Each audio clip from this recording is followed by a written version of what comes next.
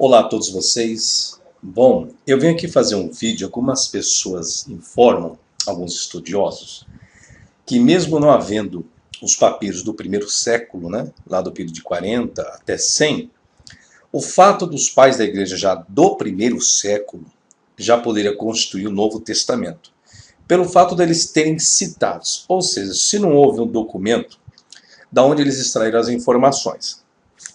Vamos entender então que realmente existiu a tradição oral, e esses pais da igreja citaram de forma oral. Agora, será que existiu? Bom, o pai da igreja Policarpo diz que ele é de meados de 65 em diante. Acerca da sua morte existe uma dúvida, se ele morre em 100 ou se ele morre em 155. Então, existe uma certa dúvida concernente a isso. Bom, o conteúdo de sua carta, ele escreve uma carta aos Filipenses. E o que ocorre? As menções que ele faz, deve-se tomar cuidado, porque existe a questões dos versículos não expressos e os subtendidos.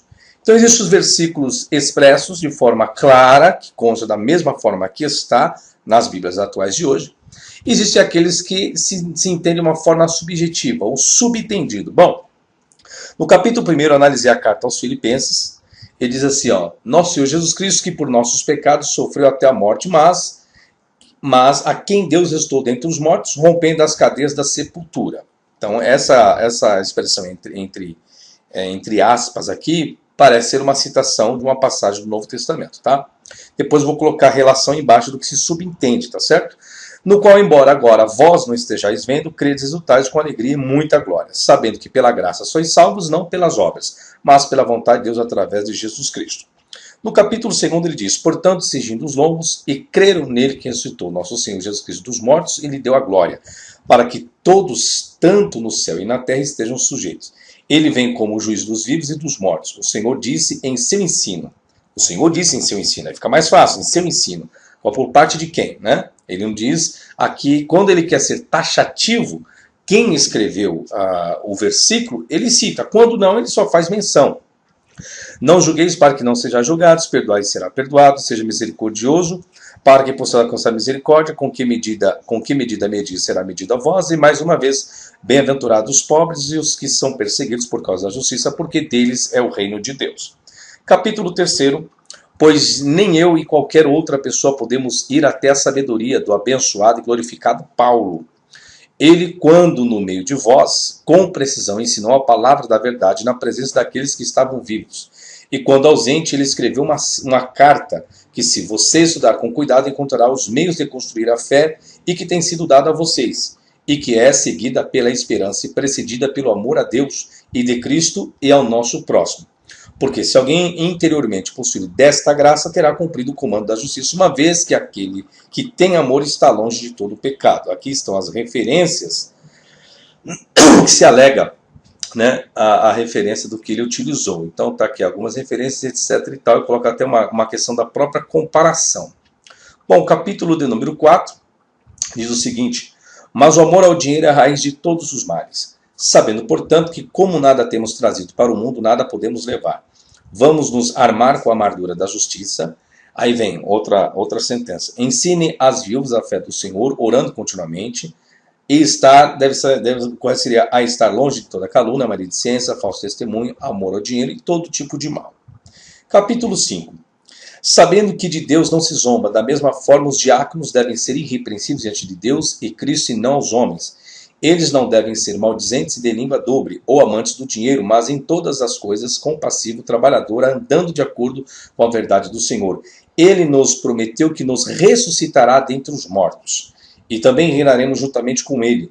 Da mesma forma, os jovens sejam irrepreensíveis em todas as coisas, nem os devassos, nem os efeminados, nem os abusadores de si mesmos com a humanidade herdarão o reino de Deus, nem os que fazem as coisas inconsistentes e impróprias.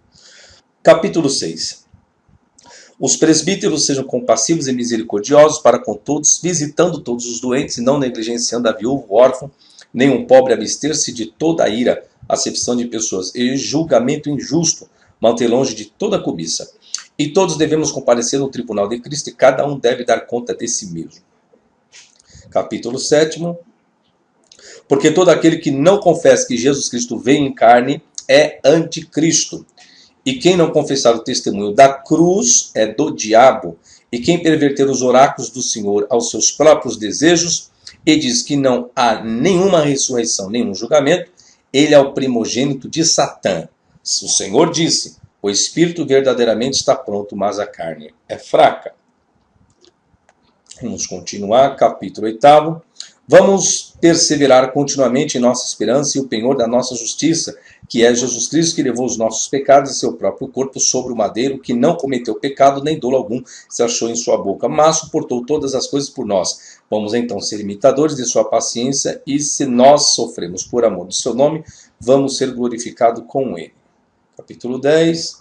Quando puder fazer bem, faça, pois a esmola livra da morte. Aqui parece que é a referência ao livro de Tobias, tá?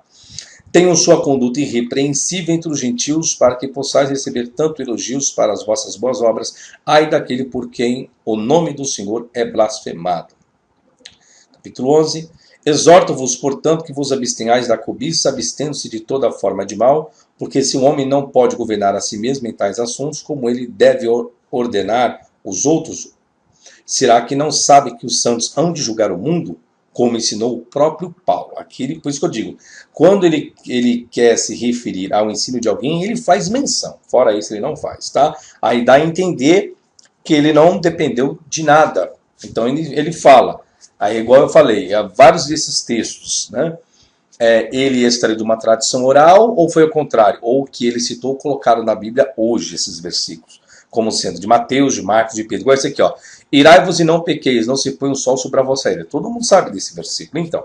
Mas ele não cita a pessoa como ele cita Paulo. Essa é a incógnita que surge. Ore por todos os santos. Ore também por reis, potestades, príncipes e por aqueles que vos perseguem, vos odeiam, os quais são inimigos da cruz, para que o vosso fruto seja manifesto a todos, que sejais perfeitos nele. Vocês, Inácio, escreveu-me que aquele que for para a Síria deve levar a sua carta, as epístolas de Inácio escritas por ele para nós, e todo o resto que temos por nós, envio para vocês como vocês pediram. E o último está aqui, senhores. É o seguinte, de todas as citações vêm dos registros que existiram ou são mera criação sua? Essa é a questão. Então, quando o Policarpo faz menção dos versículos, como Mateus aqui, ó, ele cita, né? Se eu for pegar realmente, ele fez 7 citações de Mateus. Aí está a questão, não dá para provar se realmente o que está em Mateus é o que ele recebeu de tradição oral, ou esses versículos de Mateus foi inserido em Mateus por ele. Ou seja, não é de Mateus, é do próprio Policarpo. Essa é a dúvida que surge. Mas vamos pegar realmente que ele pegou de Mateus, tá? Vamos colocar nessa posição. Então ele atesta Mateus, lógico, não o livro todo. Ele até uma única atestação de Marcos, que na verdade essa referência de Marcos é a mesma referência de Mateus. Isso aqui, os que colocaram, porque dentro do sinótico, Mateus registra ali da bem-aventurança Marcos também.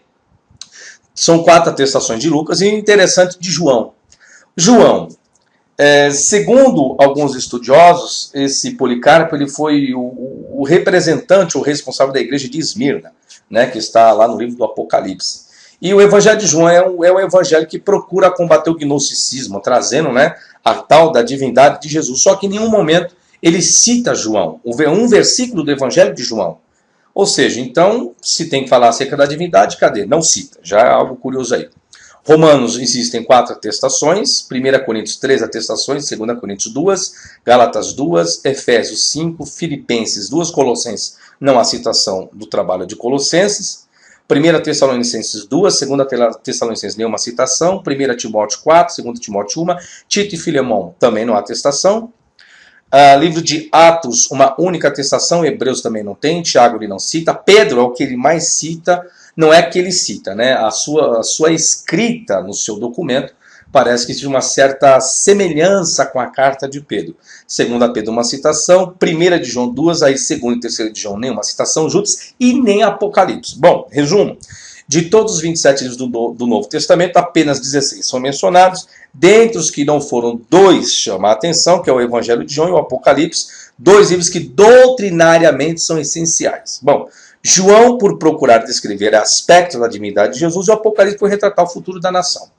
Então surge essa curiosidade. Então o Novo Testamento completo era conhecido pelo pai da igreja Policarpo no século I? Não. Não era. Logo, então, já por Policarpo, eu não posso afirmar que, se não, mesmo não existir nenhum papiro no tempo de Policarpo, a sua citação constitui o Novo Testamento. E já está aqui uma prova que não, tá certo? Então, Policarpo não conhecia nada. Eu estou analisando segundo o documento de Policarpo, tá? Estou lidando com a questão concreta, não abstrata, não uma ideia, não fé. Então, Policarpo não tinha ideia nenhuma concernente à divindade, segundo os escritos de João, e Policarpo também não tinha muitos raciocínios concernentes a outra escrita, porque ele nem sequer faz menção delas, tá certo? Então está aí mais um vídeo para vocês questionarem, vocês procurarem estudar um pouco mais e saber. E lembrando, senhores, que vocês podem obter mais outros estudos no meu site, tá? Existem alguns vídeos que não estão no YouTube, estão no meu site. Você vai lá, www.professorfabiosabino.com.br. Lá também tem vários outros assuntos que não estão em vídeos aqui no meu canal do YouTube, tá certo? Depois eu vou ver os outros pais da igreja, vou fechar, vou ver todos os pais da igreja e vamos ver realmente as citações dos pais da igreja. Dá para construir o Novo Testamento, uma vez que não existia papiro no século I, os papiros foram surgir só no século II e diante, ainda fragmentados. Não existe todos os papiros do Novo Testamento. Então, pela citação dos pais da igreja, tem como reconstruir? Bom, nós vemos aqui que existe apenas citações, né, não de todos os livros e nem de todos os capítulos que nós conhecemos. Então, vamos chegar num resumo para saber de onde procedeu, então, a Bíblia nos dias atuais, completa, com todo o Novo Testamento, com todos os capítulos, todos os versículos, uma vez que não existe nos papiros e nem nos pais da igreja. Só vai existir nos códices do século IV. Aí vem a pergunta. Então, como que o códice chegou completo, se os pais da igreja não citam todos os livros, todos os capítulos, e também não existe papiros com todos os livros e todos os capítulos, tá certo? Sucesso a todos vocês, até a próxima e tchau, tchau.